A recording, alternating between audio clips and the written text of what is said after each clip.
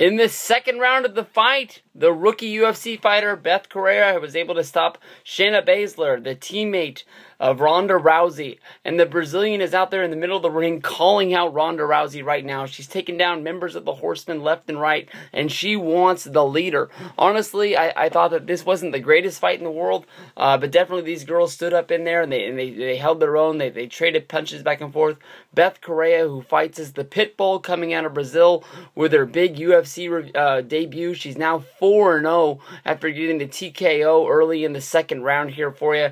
Basically, in the post-fight, she said she ended this fight as soon as she wanted to end it. She felt that the fight was in her hands the whole time. Shayna Baszler, one of the members of the Four Horsemen, she was at SummerSlam hanging out there, basically with Ronda Rousey out there in the front row. They went in the back. They did the ice bucket challenge there with Stephanie McMahon dumping the water on her. They got a whole bunch of attention on them. They were pumping up UFC 177. They were out there.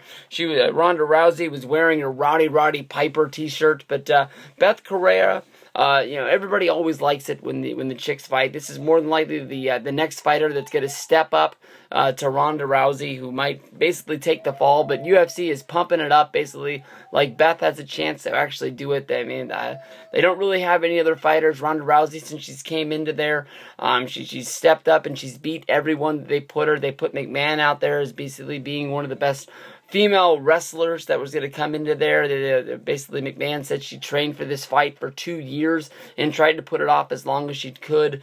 Basically, when I heard the story about McMahon trying to push the fight back longer, I thought that basically she knew the fact that she wasn't going to be able to beat Rousey.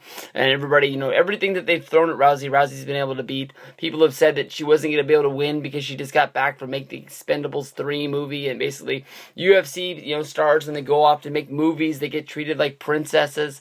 And this is the guys too. And basically, once they come back, they're not going to be able to do it. But boom, Ronda's able to win this game.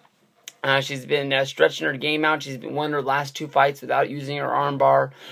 So you can see she's growing as a fighter.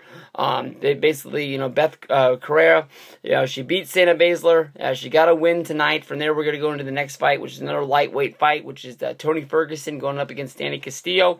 This should be another good one. Hopefully, we can get a fight that goes into the 3rd round. All the fights that I've seen so far stopped in the 2nd round before the 2-minute mark.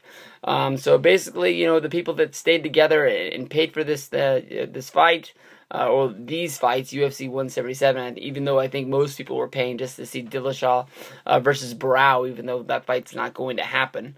I've got some pretty good ones. Definitely, we've seen some TKO knockouts in these last 2 fights. So definitely, I think people out there getting their money's worth. We'll see what goes down later with this UFC 177 tonight.